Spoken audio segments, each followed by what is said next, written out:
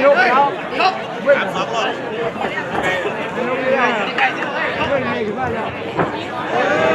นี่3 ยกนะครับ3 ยกทำได้ทำได้ลูกทำได้ยิ่งดี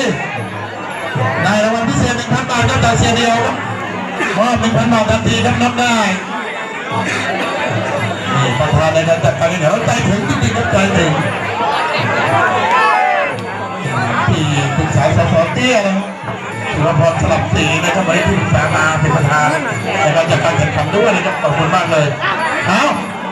น็อกได้น็อกได้ลูกมายืนทางคะแนนไม่มีรายการนี้คะแนนยืนเฉยๆไม่มีคะแนนต้องทำอย่างเดียวครับต้องทำอย่างเดียวนี่ทำได้อย่างนี้ทำได้ทำเลยโอ้โห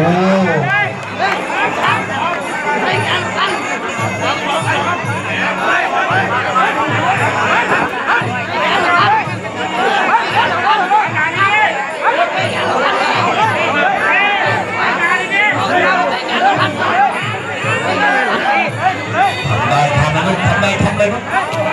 นี่อย่างนี้สิแรงเลยเอาแรงเลย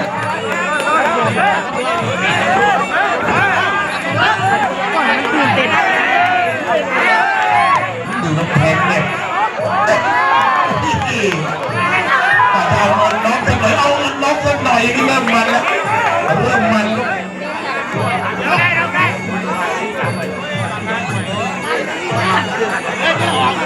ทำได้ทำนะลูกทำได้ทำเลย